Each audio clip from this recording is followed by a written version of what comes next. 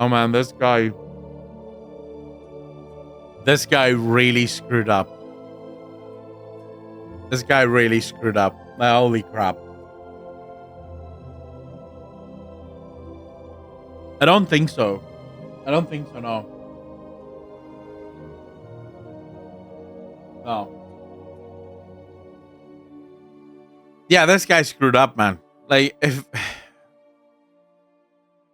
I don't know why he would do this. He tried to... Well, I don't even necessarily think I believe him when he says he was trying to curate his audience. I don't think I believe him. I think he held an opinion on something and then realized, oh, wait, this opinion really isn't popular. And then he sort of backed down from that opinion and decided to pretend like he was just holding that opinion in order to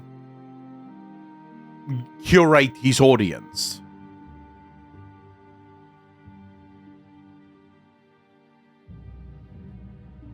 The Vengeance, no? What happened?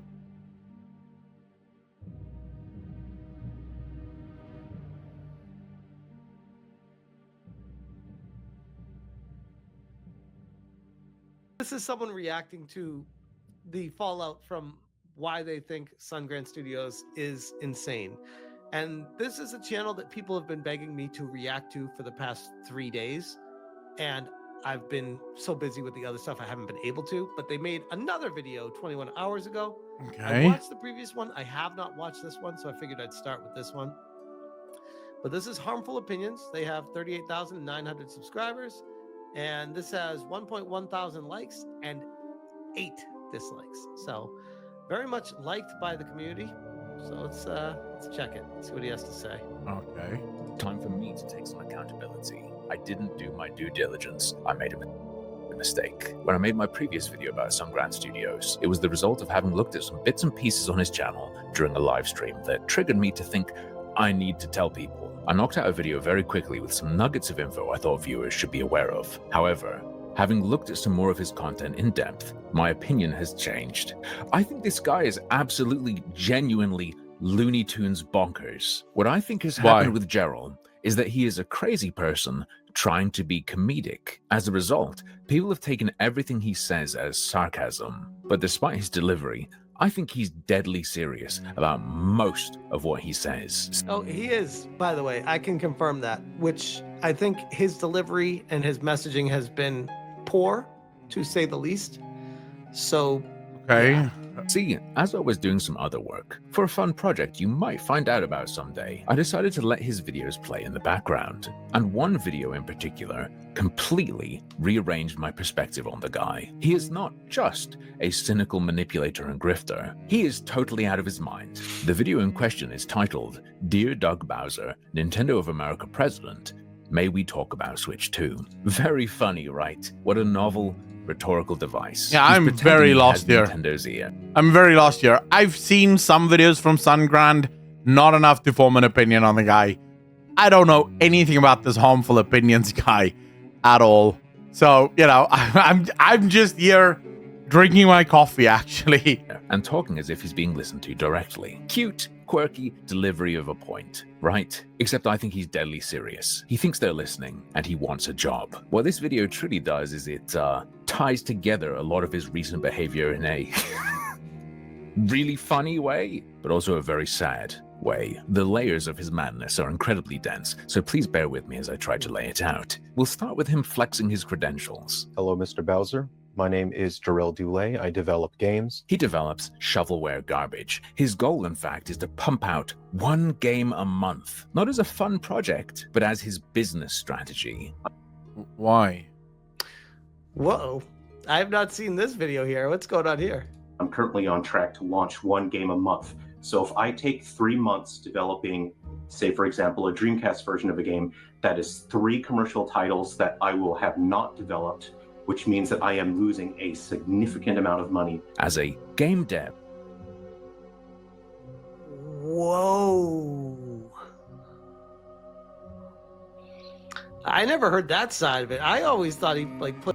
Wait, but then that makes it really problematic, because basically what it means is he's one of those mobile developers. I don't know if you guys know this, but in the mobile space, this is one of the reasons I can't take mobile gaming seriously. About 90% of mobile game developers are just shovelware merchants. That's it. What they do is they release the same game over and over and over and over again, just different skins. They basically go after whatever looks to be sort of hyped at the moment. So as soon as they see, oh, their tower defense games are really good, they'll just start slamming tower defense games. None of them good. None of them really make any real point, right? It's just sort of, let's go, you know. Let's just make as many as we can, because the idea isn't that you're gonna get one game that blows up. It's that you're gonna get thousands of games that kind of do okay, and together they end up making a ton of money, because you're ultimately just doing this thing over and over again. Yeah, let's go with this. Alright folks, it's time for me. Having looked at some more of his content, despite his delivery, I think he's deadly serious about most of what he says. See, as I was doing some other work, for a fun project you might find out about someday, I decided to Nintendo of America present. Cute, quirky delivery of a point, right? Except I think he's deadly serious. He thinks they're listening, and he... Yeah, Daniel, this is why I said 90% of them. There's about 10% of mobile developers that genuinely try and make good games, right? Even if it is just for the mobile space. But if you go on to any Android device or even an Apple device and you look at all the games there, as soon as you scroll down, you'll start to see copy. It's just copies of the same game. Oftentimes by the exact same studio. Wants a job. What this video truly does is it ties together a lot of his recent behavior in a really funny way, but also a very sad way. The layers of his madness are incredibly dense, so please bear with me as I try to lay it out. We'll start with him flexing his credentials. Hello, Mr. Bowser. My name is Darrell Dulé. I develop games. He develops shovelware garbage. His goal, in fact, is to pump out one game a month, not as a fun project, but as his business strategy. I'm currently on track to launch one game a month. So if I take 3 months developing, say for example, a Dreamcast version of a game, that is 3 commercial titles that I will have not developed, which means that I am losing a significant amount of money. As a game... Just to be fair, yeah, right? And to make it clear that this is not just me hating on this dude. There is no way that you're designing the engine for the specific game that you're trying to go for. Then you need to plot out different angles that you want to maybe go with the game. Do you want to do it first person? Do you want to do RTS? Do you want to do something more survival or storyline basis? Then you need to write the script for the game. You need to lay out the lore process for the game. All of this at the minimum is going to be a year, maybe a year. Maybe if you're really good, you can do it in a year.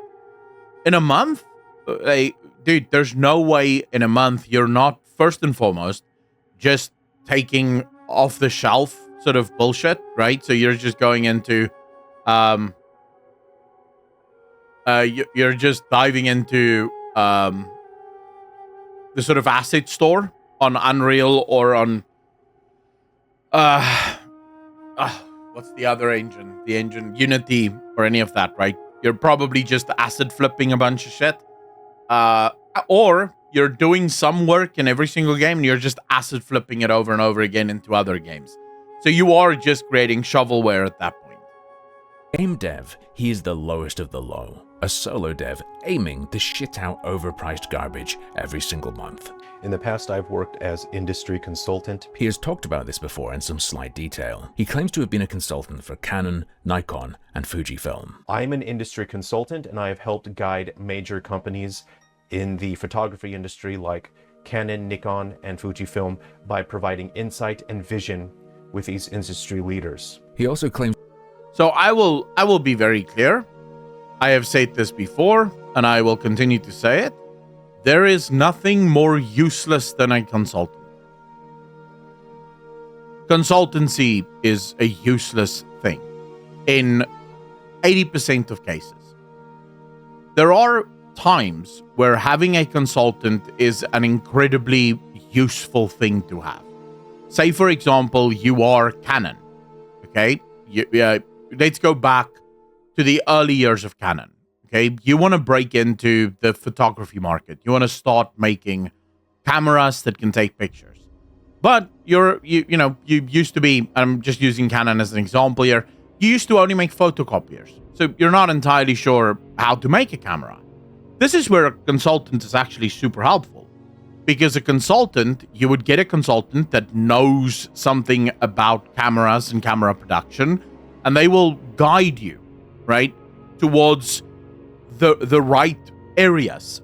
Who do you need to speak to? What kind of factories did you look at? What is it that makes a good camera? What is it that makes a bad camera? So the consultant is helping you develop a business strategy for an area of business that you're not in. If you're Canon and you're already making photocopiers, getting a consultant in to help you make photocopiers is useless. Why? What's the point?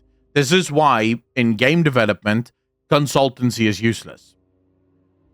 If you're a game developer, you're making video games, why do you need a consultant to tell you how to make video games? This is your job. This would be like the plumber rocking up at your house and you go, hey, I just want you to put new pipes from my geyser or my boiler to this tap. And the plumber goes, well, I'm going to need to get a consultant in here. So what the hell are you talking about? You're the plumber, put in the pipes. No, but I need a consultant to tell me exactly what pipes to use. I thought that was your job. This is why I'm paying you. Right? It's sort of like consultancy firms is just a nice way of basically employing your cousin because your cousin doesn't know anything about anything. Burjos, how you doing, sir? Custom, how you doing, sir? Seems to have been a PR manager and liaison, and an event manager. I can't find any direct commentary on the middle claim, but regarding being a consultant and event manager, both of these are related to his claims regarding one of his many cancer friends, specifically regarding the one he claims died at the end of March. And then about 2 weeks ago, a very close friend of mine died of cancer, leukemia. And this is a friend that got me in to the photography industry. I wasn't a professional at the time, but he brought me in to work in the photography industry.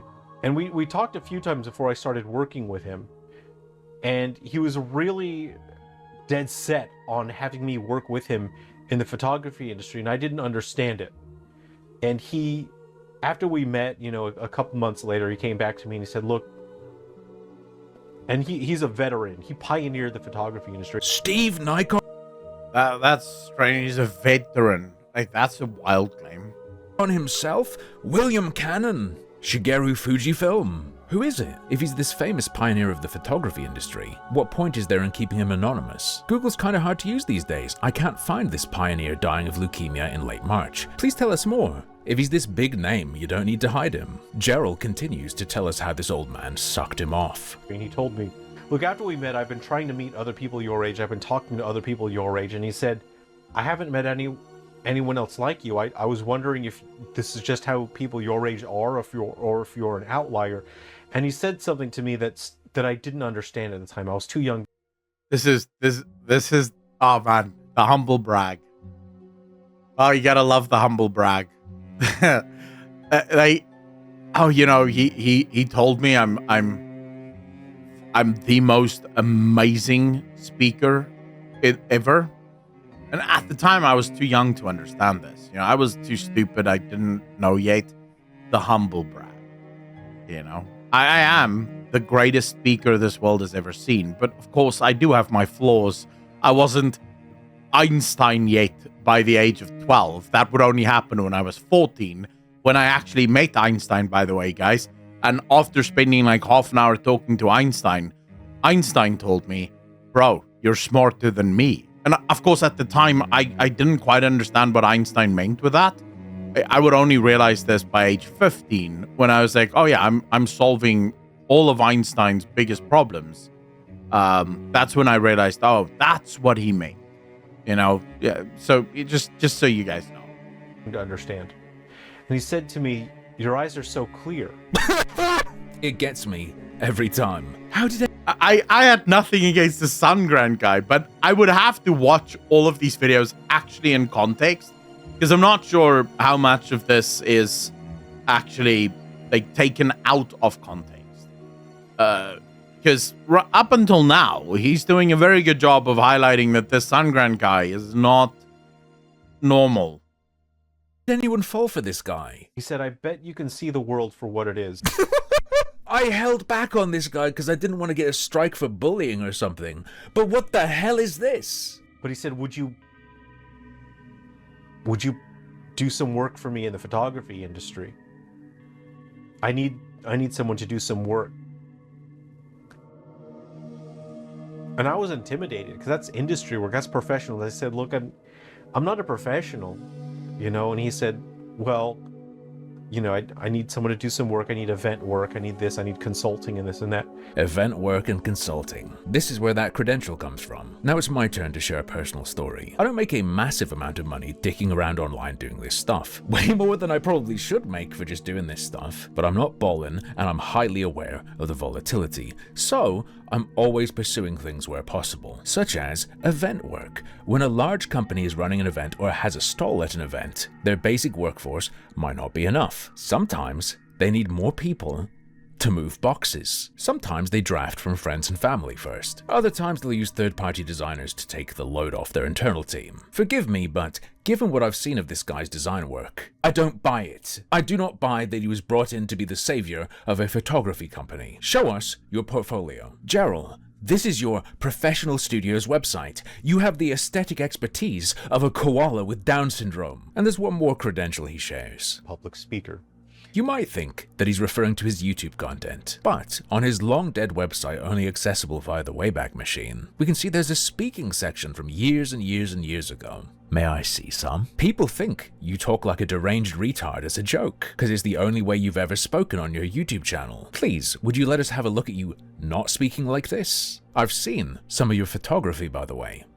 You suck ass. I have a theory. Alright, bear with me. Gerald has at least 4 cancer friend stories. There's the photography mentor who died a few weeks ago. In 2016, he had a friend die in his arms. On August 3rd, at 8:15, I held Buzz in my hands as he took his final breath. At the end of last year, his friend Scotty, who also had cancer, blew himself up. I promised Scotty that I would come back and spend time with him. I said, hang in there, I'll come back as soon as I can, I'll spend time with you. That was back in 2023. So last year I learned that Scotty lit a cigarette next to his oxygen tank and he burned himself to death. And he has a current friend who is terminally ill with cancer. There's a friend of mine now that probably has only until the end of the year, most likely less. He's also dealing with cancer. What if this guy is so bad at everything he does that even when he tries to make friends, he gives them cancer? I'm just kidding. In seriousness, that really sucks, man. I mean, if all of his friends has cancer, that's really bad. But one of the things that makes me immediately think that probably doesn't is he seems to make... Let me just quickly go. I don't want to be...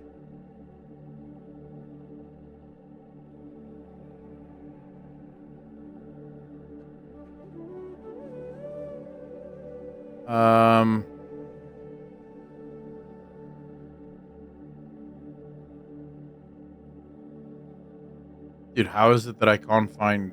What's his actual channel called? It is this. It is Sungrand Studio. But he seems to make an awful lot of videos. Basically just telling stories about his life. That appears to be his whole thing. Like, he does a bit of gaming news.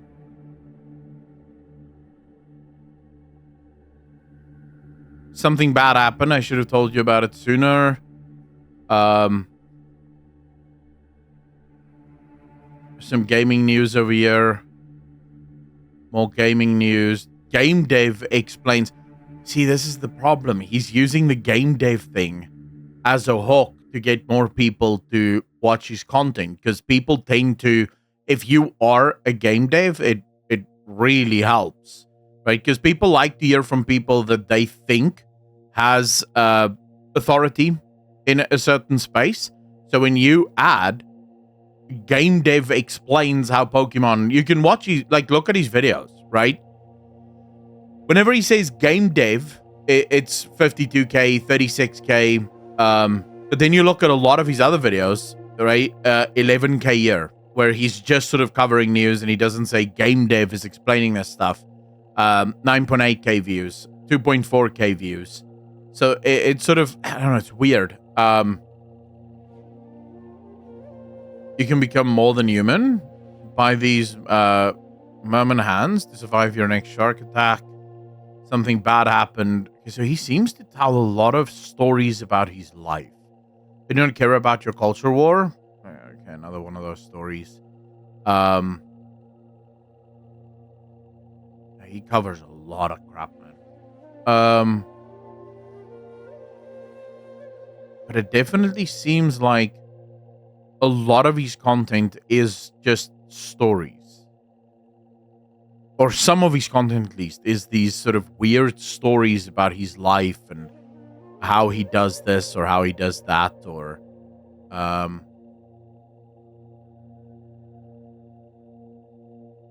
mean, not to take anything away from the guy, he clearly knows how to play the system, and he clearly understands how to make good content, or at least content that people want to listen to.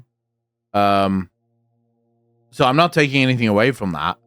It's more just a case of, if you create a type of content that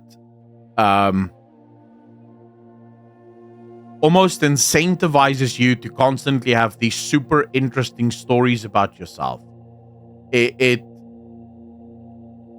stands to reason, because here you have it again, a difficult conversation about loss and grief, which is 3 conversations we've now had. We know of the first 2 because the video we're reacting to covered it. Here's one 5 months ago where he's having a different conversation about loss and grief.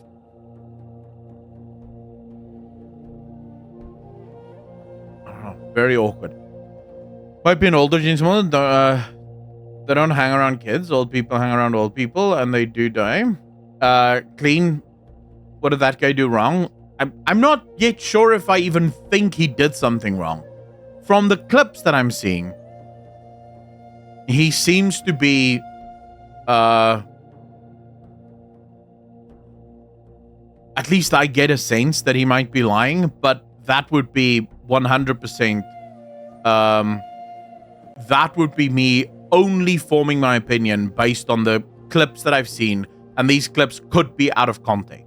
So I would not go around saying that he is this. I would need to go watch all of his content and then make up my mind, right, as to what kind of person he is and whether or not I think this video is indicative of that. Right now, this is just a video I'm watching. For you. I was a carer for people with spinal injuries for a year or so. Being around people with serious struggles can take a toll. But what if I told you that all of these stories are part of his ploy to get a job at Nintendo? In his message to Doug Bowser, he reasserts over and over and over again that Nintendo needs someone who brings that human element. Right now, Nintendo would really benefit from a human element in the way that it is communicating with consumers right now. In that horrendous video I showed you last time where he talks down to his audience, the now privated video, all he's talking about is these videos being a bridge between consumers and the industry. That all his videos over the past couple of weeks have been a message to corporations. I told you, these videos are prompts to show the industry how you respond to stimulus. He's trying to message Nintendo, and the Doug Bowser message is the culmination of all of that. Yeah, he's not wrong at all, Gamers Republic. I think the problem here, and this is sometimes why I don't like getting into this content on content creator bullshit. Because the second that becomes your content, so your content becomes this calling out other content creators, people become overly critical of what someone is doing, rather than base it on the content itself. Because the dude here isn't wrong. Nintendo does need a human element. The way they're communicating with their customers right now is bullshit, right? Like, every single fan of Nintendo is finding it super difficult to kind of like what they're doing right now, you know? So I fully agree with him there. And I'm not entirely sure, like, so what if the guy is actually looking for a job at Nintendo?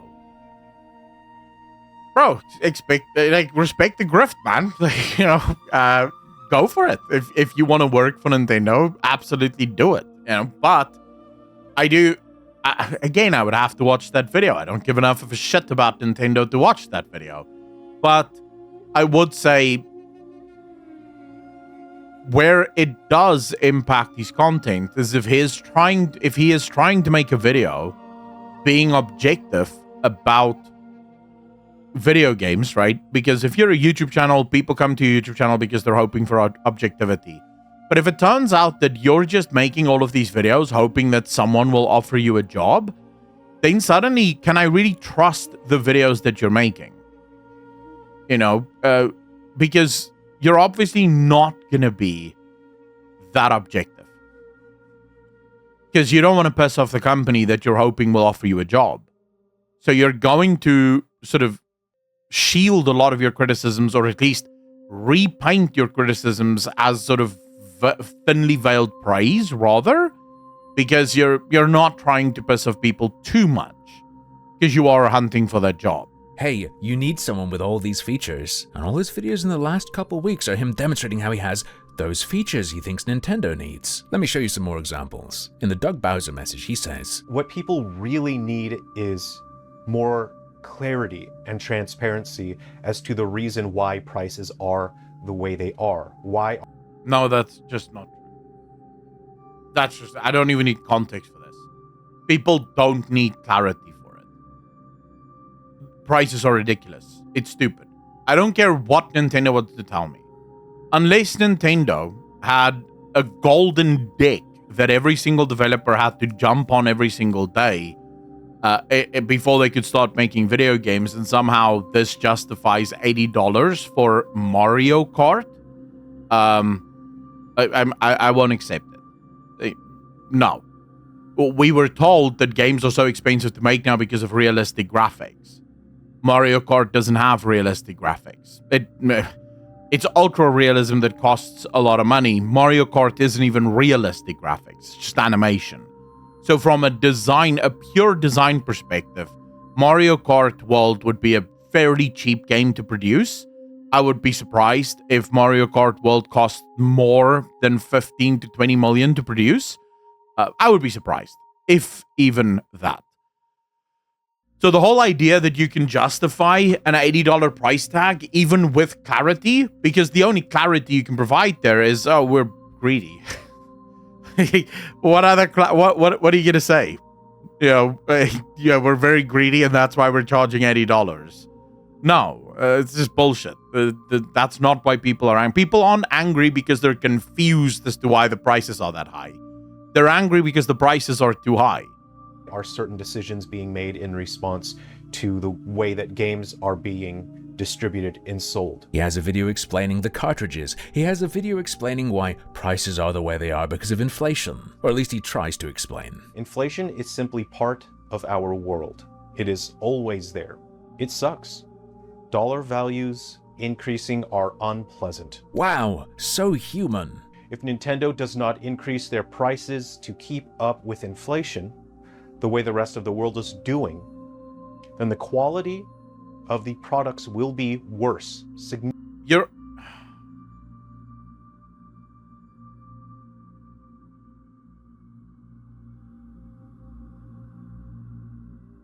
So first, an increase from $60 to $80 is way ahead of inflation. Like, way ahead. Way more than what inflation would be, first and foremost. But then also, all of these inflation Andes, these people that continuously go, oh, but the inflation. What about the inflation of gamer numbers? In 1994, there is a grand total, and wait for this, boys. There is a grand total of 200 million gamers around the world. 200 million. Of which 150 million play exclusively in arcades. They don't have personal PCs, they don't have personal consoles, they go to arcades and they play there. Alright? 200 million. So about 50 million of people have their own personal console that they can buy off of. Take a guess what that number is in 2024. 3.2 billion. And I don't know if the last time you checked, when's the last time you've seen a full arcade system, a full arcade place? No one is playing on arcades anymore. Everyone have their own personal consoles and PCs now. If we go just on console and PC, so we remove the mobile market, because part of that 3.2 billion is also mobile players, that still leaves us about 2.1, almost 2.2 billion gamers around the world that are now buying their own games. So by just the math, while yes, back in the 90s, you were charging $60 for a video game, you had less than 50 million people that would buy that game. Even if you could convince all of those people to buy the game, it would be 50 million people. These days, you have a much larger audience that you can sell your games to. Much, much larger, right? You have 2-point-something billion people that you can sell that game to now. So just on the numbers, you're still making way more money than what you ever made before. And I don't know if you guys remember when this conversation about $60 isn't enough started. Started in it started in about 2016, 2015, was when game companies for the first time started to pretend like $60 wasn't enough anymore and we have to start looking at game prices increasing. But because game prices can't increase, everyone now needs a cash shop. Remember that whole fiasco, right? And then Cyberpunk 2077 comes out for $60. And guess what happens with Cyberpunk 2077 for $60? It ends up making a shit ton of money. At $60, they still manage to turn a profit. Baldur's Gate 3 comes out at not even $60 if you bought the early access. Guess what? They end up making a crap ton of money for just $60. So how is it? Right? How is it? If inflation is the big issue and games just can't be $60 anymore, how is it that we continuously have these examples of games coming out charging $60 or less and still making a shit ton of money off of it? If indeed, inflation is the biggest issue and games have to be more expensive. Because no one ever looks at the fact that the gaming industry, like the physical gamers, have exploded. By the current estimations, we will have within the next decade, we'll be reaching about 4 billion gamers in the world. By the current projections. So, what are we even talking about here? Profit through undercutting the competition. Caleb Knight, the thing is, even if you're undercutting, remember what their argument is. Their argument is, thanks to inflation, $60 no longer is enough to make money on video games. In other words, even if you sold 10 million copies of your game, if you're selling the game at $60, you're selling the game at a loss. So there, it doesn't matter how many people are buying the game, you're still selling the game at a loss. Because that's what the argument means. If I tell you, I cannot just charge $60 for the game because inflation has made it too expensive, and therefore $60 no longer covers the game cost, this means that you're supposed to make a loss. So it doesn't matter how successful your game is, no matter how many people buy the game, you're going to be losing money because you're selling the game at a loss. This is ridiculous, because then Cyberpunk or CD Projekt Red would be bankrupt now. Larian Studios would be bankrupt now. All of these studios would be bankrupt now because they kept charging only $60 for their game and still happen to make bank. I figured it out. The big companies now price their games, assuming they get the sales of Veilguard and AC Shadows. It makes sense why they increase the price now. So, Daniel, here's the thing, though. Even if you were to say that that's why they're pricing it at $70, because they're assuming they're only going to be getting the sales of like an Assassin's Creed Shadows or a Veilguard. So, let's go on Assassin's Creed Shadows. Assassin's Creed Shadows says that they have 3 million players. Okay? So let's say that that's not players and that's actually buyers. And let's say that they got $70 for every single one of those games. So we're not even looking at Ubisoft Plus. That means that they made $210 million on the game sales for 3 million sales. Okay? 210 million. They don't get to keep all of the 210 million because about 30% goes to the platforms. If you're selling on PlayStation, they take 30%. If you're selling on Xbox, they take 30%. If you're selling on Steam, they take 30%. So you're not even making the full 210. But even if we said that Steam and Ubisoft and Xbox and Sony was being very nice to them and saying, no worries, bros, we won't charge you any money, the 210 doesn't even cover the initial budget.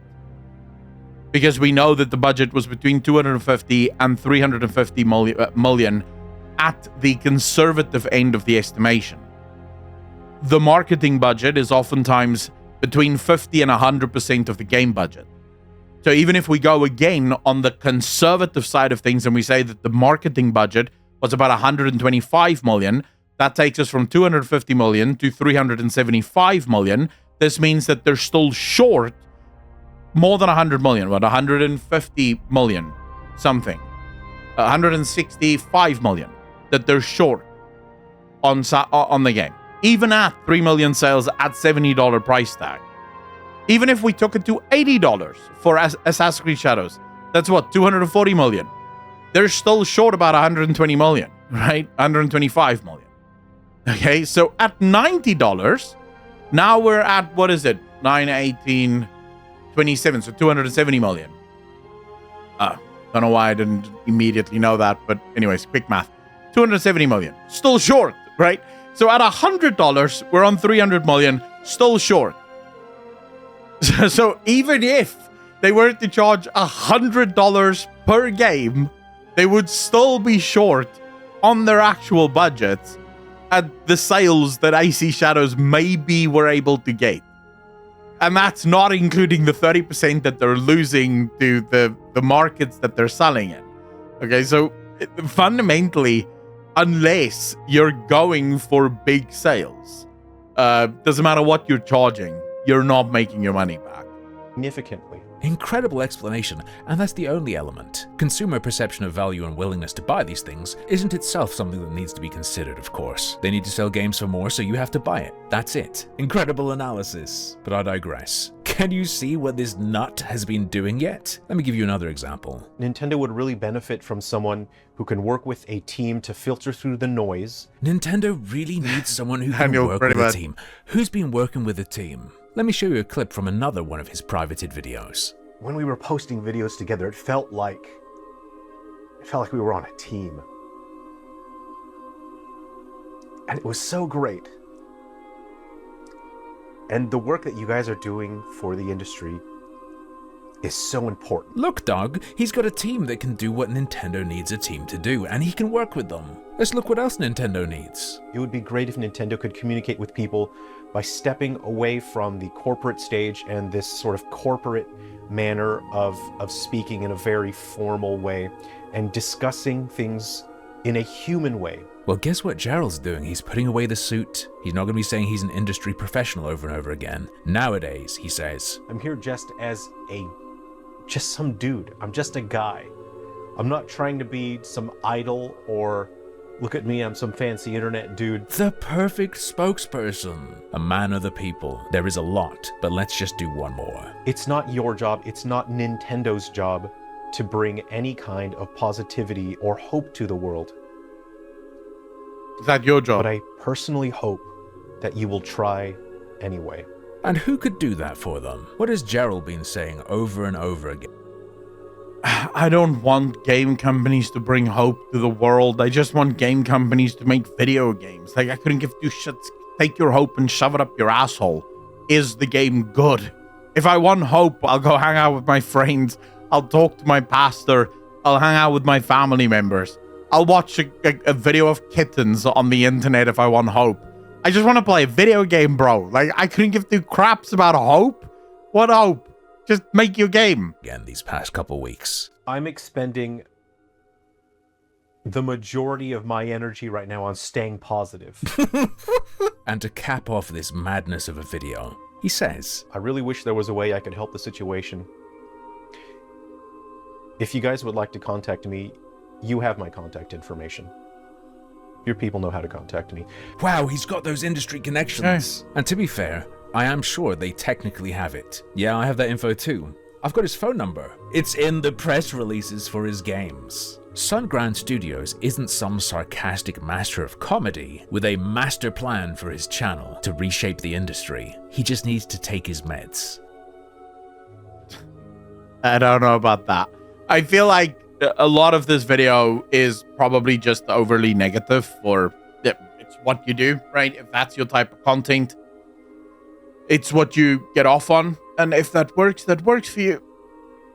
I personally, I don't know enough about the guy to make any sort of claim. I do think some of his takes are bad, though. At least the ones that I've heard in this video. Yeah, but then again, you know, for some people, that is the kind of content that they click for. You know, they want someone to be ultra mega negative, and they want someone that really tears into it. I try not to do that. Because ultimately, at least for me, it's far more important to try and see if there's a way to bridge the gap. Where I get really annoyed is when people just misrepresent the facts. So I get super annoyed at people going, oh, but what about the inflation? It's like, bro, let me punch you in the dick. Please, just you can talk about inflation all you want after I punch you in the nuts. Because if you're going to be talking about inflation justifying prices, I need you to do it in a very, very squeaky voice so that everyone can see you're a bloody clown.